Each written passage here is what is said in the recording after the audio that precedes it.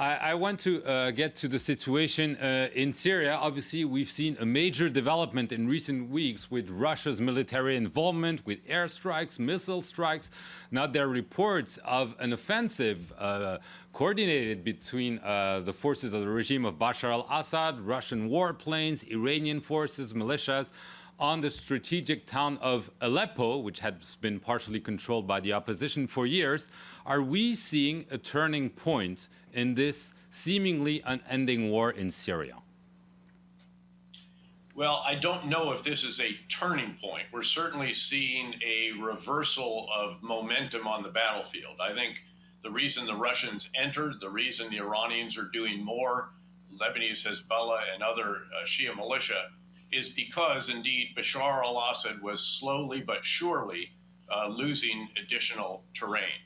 Russia wants very much to maintain its only remaining naval base in the Mediterranean, the base at Tartus, and the air base that it has north of that in Latakia, also on the Mediterranean or very near it. And so they have gone in. They are working to shore up the efforts of the Bashar al-Assad regime and indeed to support an offensive. And in contrary to what President Putin indicated early on, that he would be going after the Islamic State, in fact, some 90% of the sorties are actually going after the so-called moderate opposition, the Sunni Arab opposition, a number of elements of which have been supported by the United States. Syria is an extraordinary problem. The Russian involvement has made it even more complex. It was already a regional sectarian civil war being fought on the soil of Syria and to a degree in Iraq.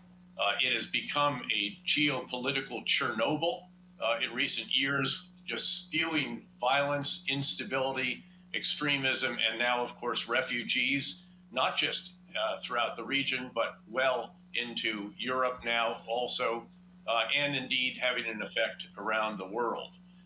So this makes it even more complicated, more complex, and there are new initiatives to pursue possible negotiated settlements. I am very cautious, however, about the prospects for those. It is said repeatedly that there is no military solution to the situation, to the problems in Syria. I guess that is correct, but there is a military context within which diplomacy can work.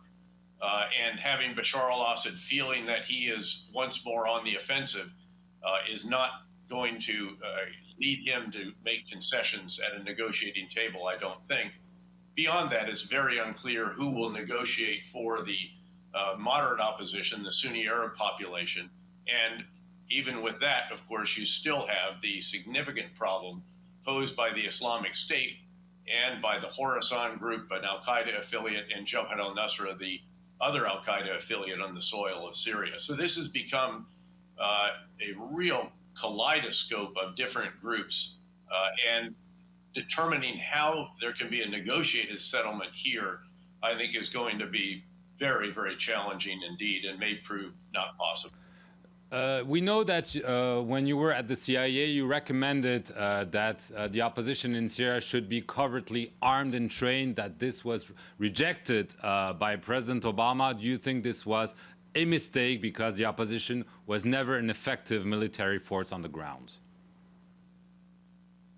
Well, I can't talk about what I might have recommended as the director of the CIA because that would have been in the covert action arena.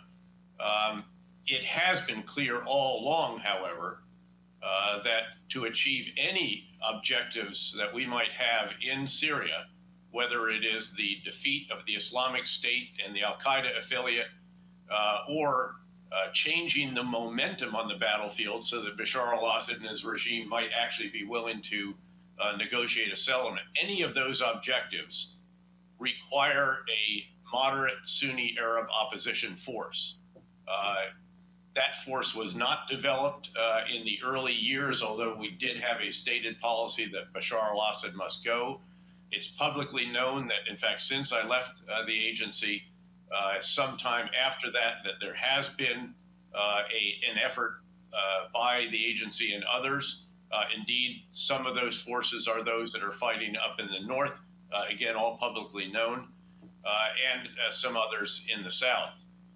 But that force is critical, again, to the achievement of these different objectives that we have. And we are going to have to help and enable that force more. I have, in testimony before the Senate Armed Services Committee, recently advocated the establishment of a safe haven or a sanctuary, if you will, in which we will defend forces from whomever attacks them, and that if Bashar al-Assad's forces drop barrel bombs on them, that we will ground his air force. We have that capability. It is doable. And again, over time, this force is absolutely crucial to achieving virtually any of the objectives that we have in Syria. Very quickly, General Petraeus, because we have very little time left. In Iraq, do you think ISIS can still be defeated? Many in the US have questions the Iraqi army's willingness and capability to fight that enemy. Do you think, again, this war can be won? Well, I think that ISIS can be rolled back. I think that is gradually happening. There is slow but steady progress. Again, never as fast as people would like to see. Iraqi forces are still being reconstituted, still being developed, trained, and equipped. And that is ongoing. The real issue in Iraq, however, at the center of gravity is actually in Baghdad. It is all about Iraqi politics.